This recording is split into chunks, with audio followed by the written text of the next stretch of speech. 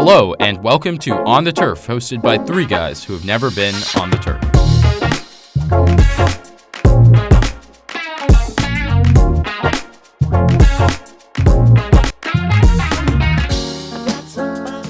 My name is Arjun and Rohan. I'm Rohan Patel. I'm Kamil Lemdani.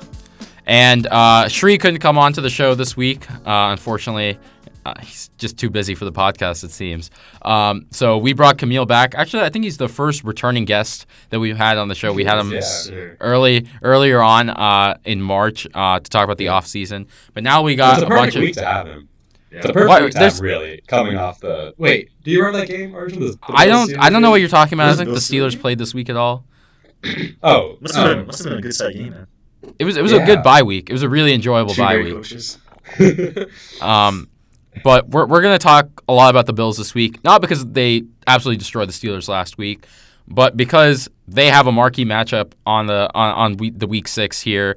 So let's just get to start talking about it. We have a lot of week 6 games, but there's two we really wanted to highlight on the show. Obviously, the two biggest matchups probably we've had so far this season. Let's just kick it off. The Buffalo Bills are heading back to Arrowhead to face off against the Kansas City Chiefs. Obviously, they had one of the greatest games I've ever seen last season in the playoffs where the Chiefs got the better of them heading to the AFC Championship where they eventually lost. But the Bills are heading back with a vengeance. Bills are coming off, again, a 4-1 record. Both teams 4-1. Josh Allen's playing probably at the top of the MVP race right now. Kamil, what do you think about this game? Who's coming out on top? Do the Bills really have a chance here? Yeah, do they have a chance? No, not at all. All right. But just to start, I was making an analogy earlier with Rohan about how the Bills are kind of like that team, like in Madden, that when you do like my career, right, when you play as a coach, where like you just get bullshit trades and like just like completely fleecing the league, drafting the best players, just editing all the overall stats to be the best, and you just create like a monster on the field that's dominating on offense and defense. And that's pretty much what the Bills are. Nobody's stopping them this year, in my opinion. And it's not that the Chiefs and Patrick Mahomes don't have a good team. It's just that the gulf between the two teams is so far right now that I don't think that they're going to be able to really compete in a good manner. And I think the last piece that really brought the Bills to this level is the signing of Von Miller, the signing of Tim Settle, Daquan Jones, to beef up that defensive line. Because in that divisional round game, that was the difference. The Bills were getting pressure, but they weren't really finishing off their men. Right, they weren't getting to Patrick Mahomes well enough.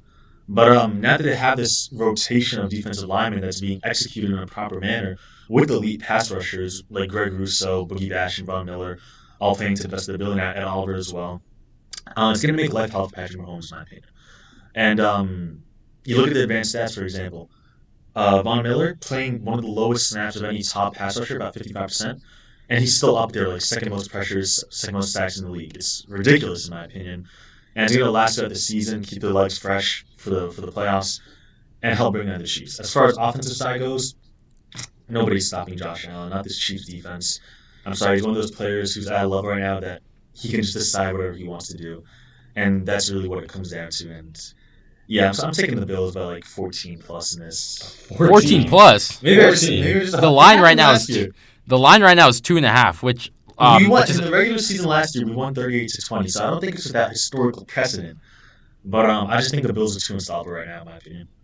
Yeah, I mean, I'm looking at the stats right now. Von Miller has 4 sacks on the year. Mm-hmm. I know it's not like we got 5 weeks, obviously. That's up there. Yeah, it's a low percentage. That's really impressive. Mm-hmm. And I mean, this Bills defense is really good. I mean, the Bills have just been a machine so far. They've ran through every team that they've played outside of that one game against the Dolphins, which was really, I think, just a fluke. It happened. It was a circumstance. They had a lot of injuries. I really don't think they lose another game this year. Mm-hmm. They just look so unstoppable, so just on point. I don't see how you stop them either. Yeah. Josh Allen has been incredible. He can run. He can throw the short ball, throw the deep ball. The running game isn't amazing, but their offensive line isn't bad. They can run if they really want to. Defense is lights out. It doesn't matter how many injuries they get. They still come out. They still pressure you, force people into making mistakes. Again, the Chiefs, you can never rule Patrick Mahomes out of a game. But I just like Kamil said, the depth and talent, the disparity in talent rather between these two teams is just too much to overcome, I think. And with the way these Bills are playing, it's just hard to bet against them, really. Yeah, I don't know what bizarre world we live in where I'm the one who's defending the Kansas City Chiefs after not putting them in the playoffs. But look, I mean, I think the Bills are going to win this game. I think it's going to be extraordinarily close. Let's keep in mind, they're playing in Arrowhead. That's one of the hardest places to play in the NFL as an away team. Patrick Mahomes, come on. Like, I think it's time we stop doubting this guy. I've doubted him, and I paid the price for it. Clyde Edwards-Helaire has destroyed me in fantasy every time I've played him, it seems. And Patrick Mahomes and Travis Kelce combined for four. Travis Kelce combined for four, and Patrick Mahomes had 4 touchdowns on 25 yards last week. I mean, that's the thing, right? Tyreek Hill, he's doing well in Miami, but this Chiefs team is doing just as fine without him. That offense is a lot more creative. Andy Reid's really showing why he is probably the best coach in the league right now. With that offensive staff, with Patrick Mahomes. You know, look, I think this offense has really shown no signs of slowing down. The Bills' defense is probably the biggest defensive test they've faced so far this season, which isn't really saying much given the defenses they've played. But either way, I really think this Chiefs' offense isn't really going to lose much because of that Bills' defense. But for me, the matchup is actually the Buffalo offense against that Kansas City defense. The Kansas City defense has not looked great in these first couple weeks. They've gotten some opportune plays with studs like Chris Jones on the defensive line, who got hosed the other day with roughing the passer, by the way. That was one of the best defensive plays this season that got taken away by a stupid penalty. But I think when you're playing Josh Allen, when you got Isaiah McKenzie, Dawson Knox coming back, and obviously you got Stephon Diggs, Gabe Davis, I just think it's too much to ask for this Kansas City defense. And I think it's going to be quite high scoring, maybe not as much as last time, but I would take the Bills with the spread even at Arrowhead. And this is actually the first time Patrick Mahomes has ever not been favored at home. Yep. So you guys are taking the Bills. Do you guys think it's going to be higher scoring than last time or lower scoring? I'm going to say it's lower scoring. I think that was a hell of a game, but it's pretty hard to repeat. Yeah. No, I agree. Just the fatigue of that divisional game, it's not going to be the same as this early season matchup. It's not going to be the same game that was. Let's just leave it at that. Yeah. But anyways, moving on then to our Sunday night game. This, for the first time, I'm excited to see the Cowboys in primetime. I'm excited to see an NFC East game in primetime. I can't remember the last time I've said that. Yeah, these games have always been such a drag, but finally we got a good one. We got the Cowboys heading to Philadelphia to take on the undefeated Eagles.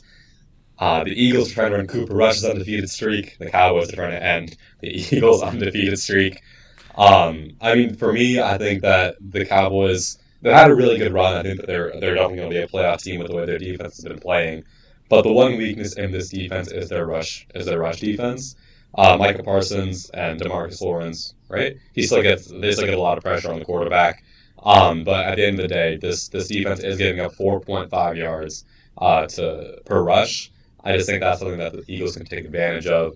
Jalen Hurts, he can obviously run the ball. Miles Sanders can run the ball. You got Kenneth Gainwell as well. They rotate their legs. They rotate everyone in the backfield. And I just think that this is a pound and ground game for the Eagles. Jalen Hurts, when he needs to, can throw the ball to his very talented receivers, but I don't think they'll find the need to do that much this week. And I think that they can really just punish the Cowboys in the run. Keep the ball out of Cooper Rush's hand because we know he's dangerous. 10 passes last week. Real scary. Really? Yeah, 10 passes. Oh my gosh.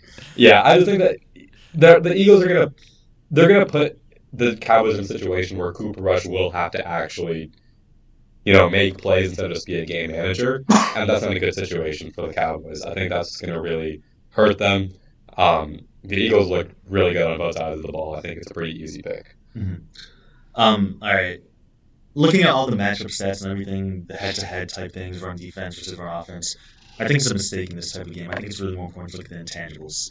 As much as we love the analytics and statistics, listen, I like to compare this Eagles team a lot to the 2020 Bills.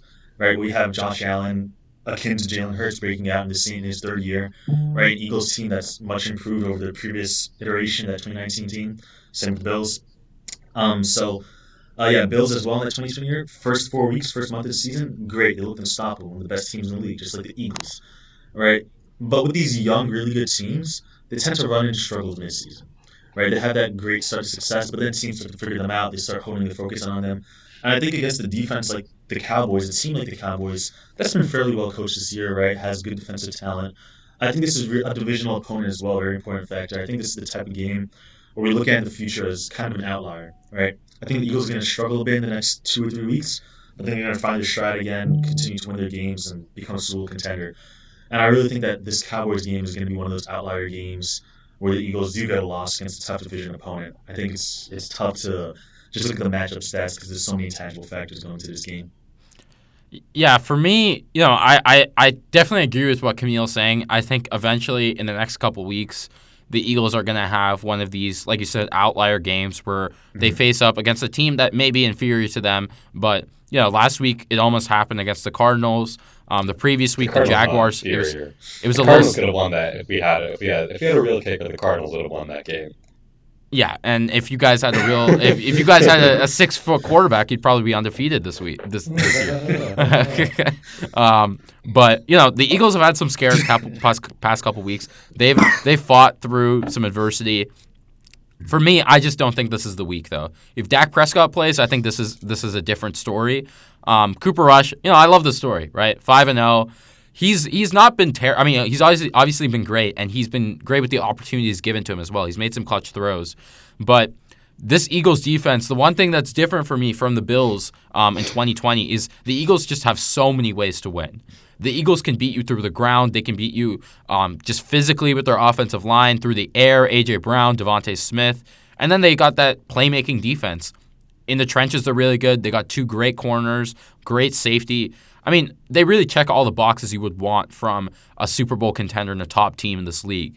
I do think, Jalen Hurts obviously is a young quarterback.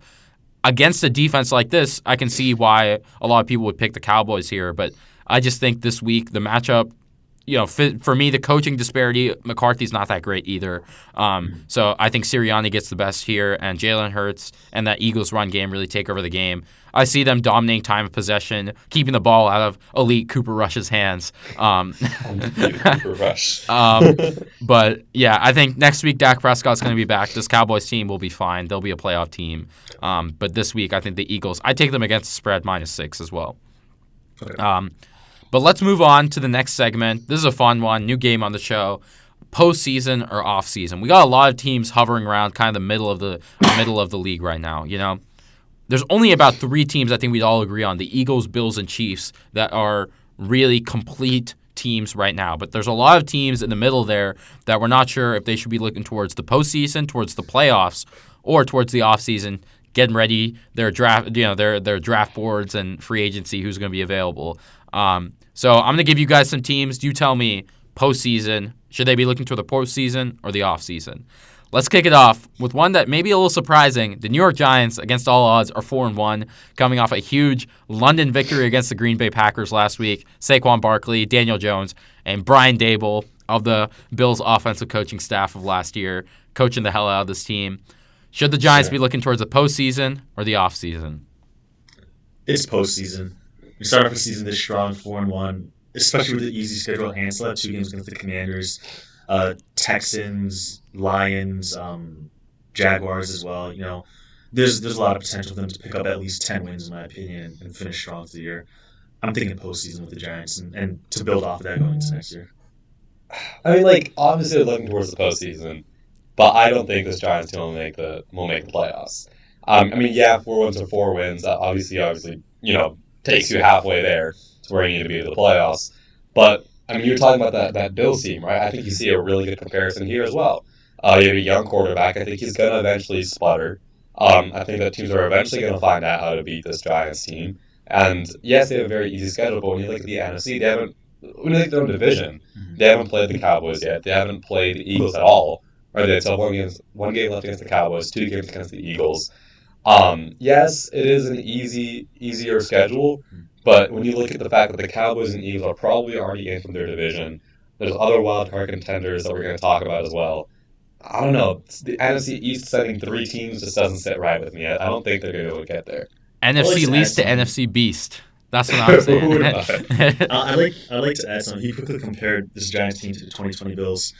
Sorry for always comparing teams to the Bills, but I compare them to the 2017 Bills, really, in that they have a new coach, right, old quarterback and old system, and a really talent deficient type squad that's been like really well coached up, right? And is squeaking by good close wins against good teams. And I think that's going to continue throughout the year. I think that coaching factor is going to be very important in squeaking by wins. And I still see the Giants in a rebuild. I don't think they're going to be a contender anytime soon. But this is a really good first year from coach able to build off of in the future. Yeah. All right, guys. With these next few games, or let's try to make a game within the game. Every team, let's try to compare it to a Bills team of the past, since we're already doing it. But in all seriousness, next one, New England Patriots. Kamil, I know you got some feelings against this team. Obviously, the Giants. I wanted to put the Giants and Patriots right next to each other just because the Giants have been the Patriots' father, for lack of a better term. But the Patriots are 2-3. They shut out the Lions last week, 29-0. Bailey Zapp getting the first win of his career, coming off a near win against Aaron Rodgers in Lambeau. But what do we think about the Patriots? I'm thinking offseason for them. I just don't think there's enough talent on the squad. Bill Belichick's going to get them to like 8-9 wins, but in a crowded AFC, I don't think it'll be enough. Now I want you to talk now, because whatever you said, I'm just going to agree with it. All right, it's offseason for the Patriots. It's really offseason. They've had a light schedule to start the year so far, and even then they're still 2-3. They have a really old team in general. Mac Jones is probably the youngest player that they have, and he's just not that great. The defense is old and slow. Schematically, they're still going to get results against bad teams like the Lions, because Bill Belichick he's Bill Belichick, right? Nothing has to be said about that. But when they start facing AFC contenders, it's just not going to be pretty for the Patriots. I mean, do I have to remember you guys what happened in the wild card game last year? Oof. That was delicious. 47-17. That was delicious. A touchdown every single drive. Patriots need more years, and by the time they have a good squad again, I think the brain rot's going to be too much for Belichick to keep them in contention. Like I said, I agree with everything he said. I have nothing else to add.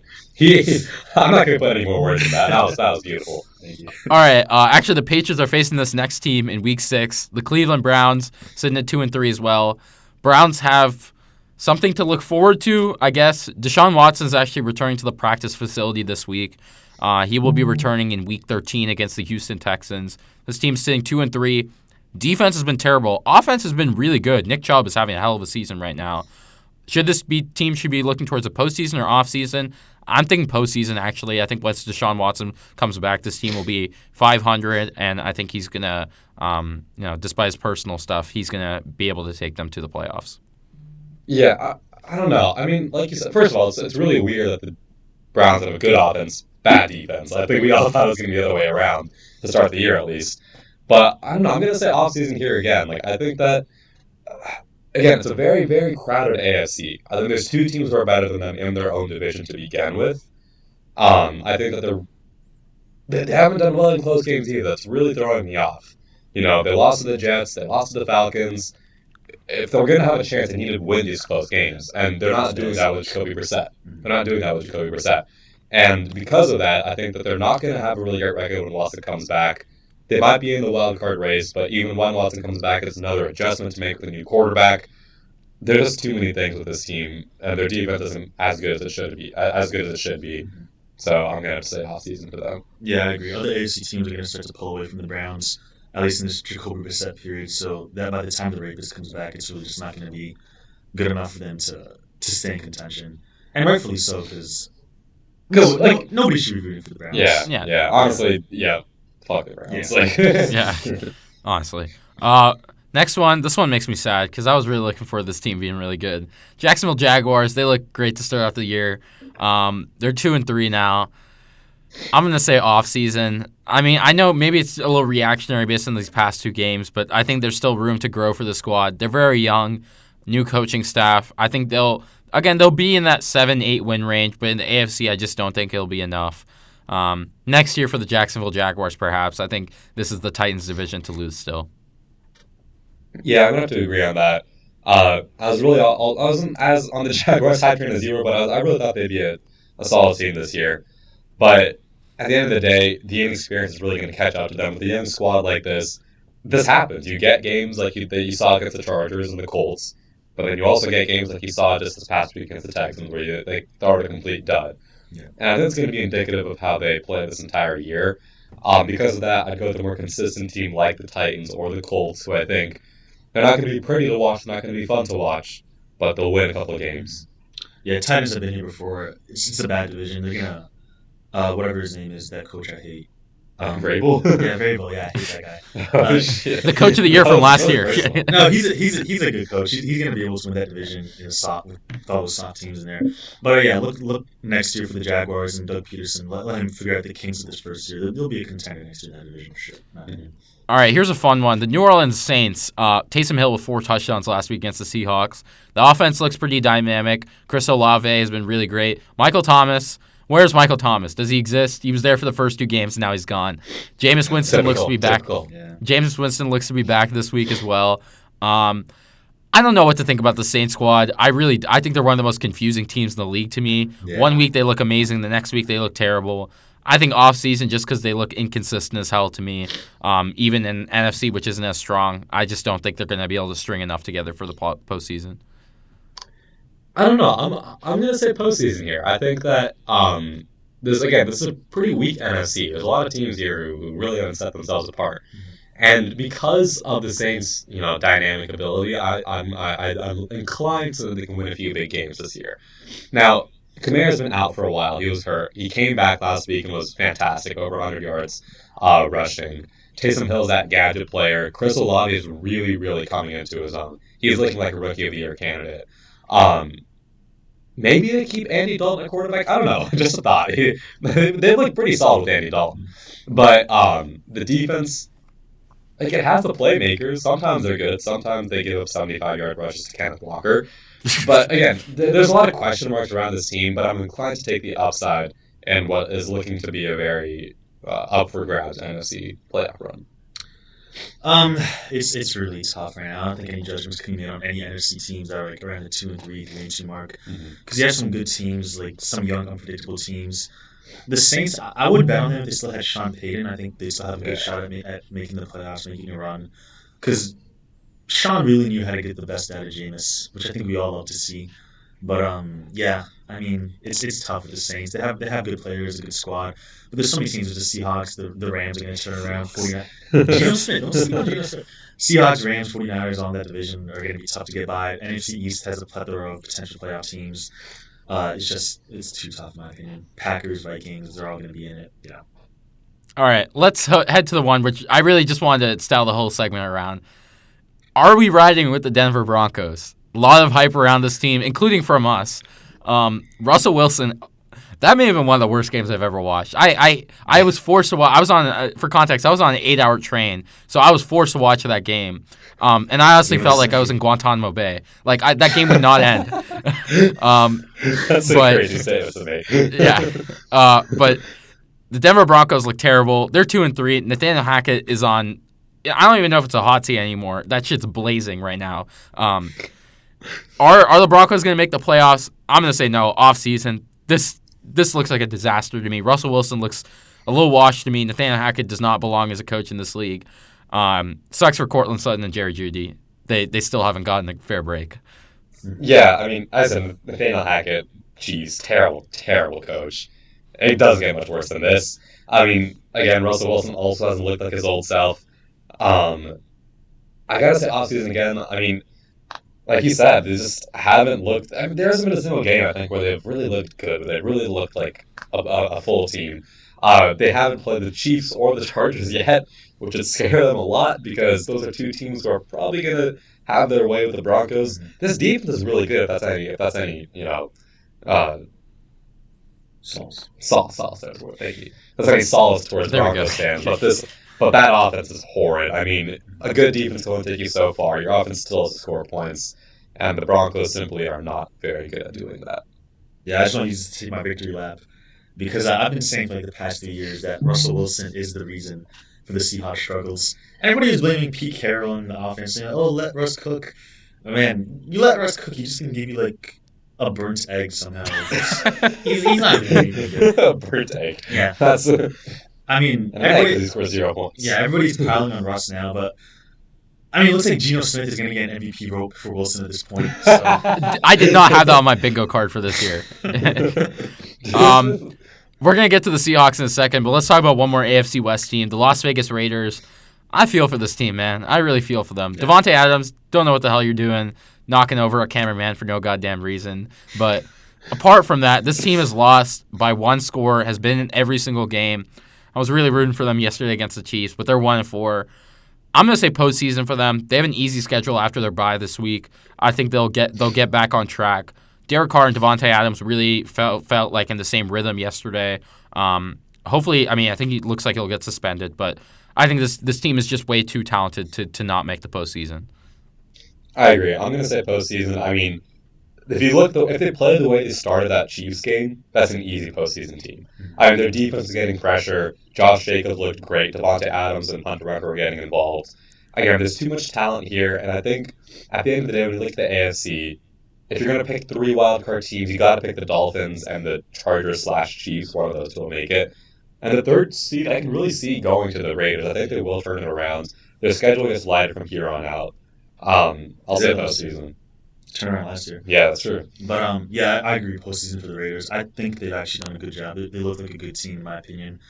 And a lot of people have ragged on Josh McDaniels, but I really think he's done a decent job. I like some of his decisions, to be honest. Like yesterday's decision to go for 2, try to go. I do think that was a good decision because you give Mahomes a tie game, like it is. Yeah, he's just gonna go down and get a field goal, right? So you want at least a chance, like the potential to get the stop and take the lead against him. He's going to take all the time in the world to run that drive. You're not going to get the ball back. So would you rather go in with the tie or go in with the lead? And even with the loss, I'd rather go in with having a deficit against Mahomes on a drive. Because if it's tied or you have the lead, he's going to go super saiyan against you. So, I like the decision. I think he's been a good coach. But let's stick in the West, but let's go to the NFC. 3 NFC West teams we're going to talk about. Seattle Seahawks, Geno Smith. I don't think anyone predicted this, but Geno Smith looks like a top 5 quarterback in this league right now. Leading the league in completion percentage. No, right now he's leading the league in completion percentage. He's leading the league in passer rating. And he's throwing absolute dots. He's making incredible throws. It's not just like dink and dunks. Yeah, so Geno Smith, Seattle Seahawks, heading for the playoffs? No, come on, guys. It's no. Their defense is atrocious. Their defense is actually atrocious. Like, it's bad. Yeah. I don't care how good their offense is. They're not going anywhere with that defense. Yeah, I'm inclined to agree. I think they hold on to Geno. I think something special will come between that connection with Pete Carroll. But give old Petey Boy another year to fix that defense up, and next year we can make some waves in the NFC West, I feel. Yeah, this offense is just really fun. Like, Seattle games are just fun to watch at this point because it's like a shootout every single time.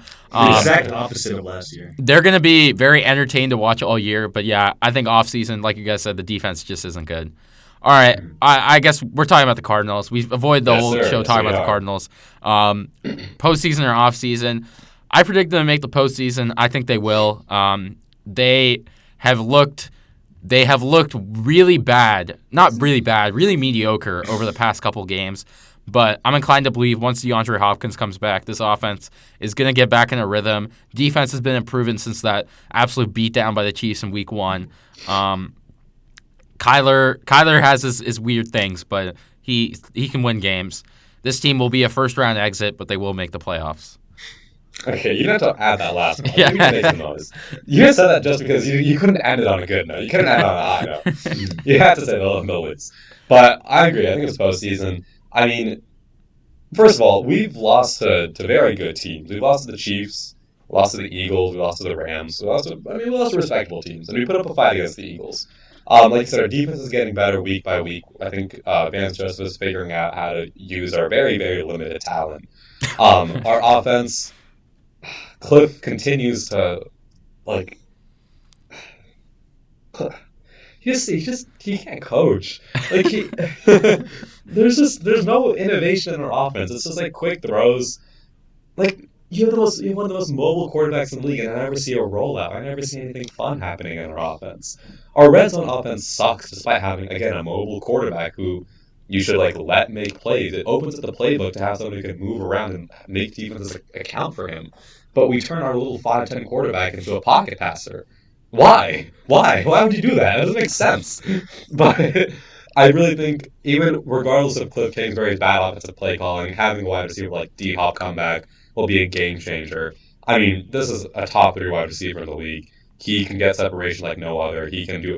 He'll let Marquise Brown. I think, fit into what he should be, which is just that deep threat, that really speedy guy. Well, he can handle the possession catches. I think that'll add a whole new layer to our offense, and we'll be considerably better after. I think we'll eke into the playoffs with the 6 or 7 seed.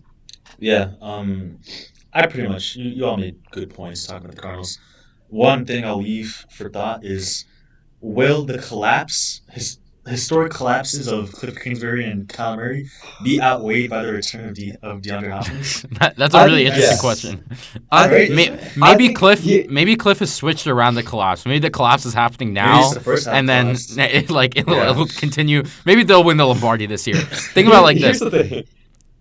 Yeah, here's the thing. Like, we started at 3. If we start 3-3, if we beat the Seahawks next week, and then you get D-Hop back, you're in a really, really good spot. Like, getting your best player back and going 500, like, I'll take that. I will gladly take that. But yeah, Cliff sucks. I will say, the Tampa Bay Buccaneers in 2021 played in a home Super Bowl. The Los Angeles Rams played in the home Super Bowl. Not to feed Rohan's dreams, but where's the Super Bowl this year? It's in Glendale, baby. Arizona's making it. Staying alive. But our final team on the topic of Super Bowls, the Super Bowl champions of last year, the Los Angeles Rams, are 2-3. I'm going to say off-season. This team does not look good, guys. They are a Cooper Kupp offense, and that is it. Allen Robinson looks absolutely washed. He cannot get separation. He's at one of the league, he's at the bottom of the league right now in separation. He just can't get open. Odell is probably going to go some other team. I think the Rams aren't offering him nearly enough. I don't know. I think this offense is really limited. The run game isn't good. The offensive line isn't good. This looks like a 9-8 win team that, just like the year after the Rams lost the Super Bowl, is going to barely miss out on the playoffs, despite Sean McVay being one of the best coaches in the league. I disagree. I don't think it's really a wide receiver problem for the Rams. It's an offensive line problem. And you look at it, and I think it's 4 out of the 5 starters have been out pretty much the entire year right now. And that's not going to be sustainable, hopefully, for them. I think those offensive linemen are going to come back. They're going to gel together. They're going to turn things around. I have faith in McVay as a coach, and really Stafford and the entire leadership, with Aaron Donald and Jalen Ramsey. I think they'll be able to turn things around and get around 10 wins in a division that's a little bit shaky right now. So I think it's too much to count out the Rams just yet instead of looking at the offseason. It's still a good team with a lot of talent that give them a bit of time. They'll turn things around, get over the Super Bowl hangover. Yeah, I gotta agree. I think that they're going to eventually they have to hit this right again. I mean, with a talent like Matt Stafford, Aaron Donald, Cooper Kupp, one of the best coaches in the league, I don't see how you can completely collapse. The other thing is, their 3 losses have been against top 5 defenses, in my opinion. The Bills, the Cowboys, and Niners. Very, very, very good defenses. Play them against the Cardinals, and you saw it. They made light work of it. Put them against a mid to bad defense, and they'll have their way. So I think that you'll see that once they play easier teams, they'll get their wins. The wins will start coming in. Thank you guys all for listening. We have a great Week 6 coming up. We can't wait for Bills, Chiefs, Cowboys, Eagles, and all the other rest of the games to come. Check out our Instagram for all the picks we have in Week 6. Right now, I think I'm leading by a considerable margin. Rohan had a bad week last week. Yeah. And also keep an eye out. Next week, we're going to be starting our top 10 power rankings to be posted every single week as we approach the postseason. And we're almost halfway through the season. Next week is actually our 1-year anniversary of On the Turf, and we'll have an episode to we'll talk about that in next week's episode. But thank you guys for listening. Kamil, thank you so much for coming back on the show again. Thanks for having me. When the Bills probably make the Super Bowl, we'll have you back for sure. Yes, sir. Make the Super Bowl. But yeah, my name is Arjun and Rohan. I'm Rohan Patel. I'm Kamil Lemdani. And we'll see you next week in Week 7 on the Turf.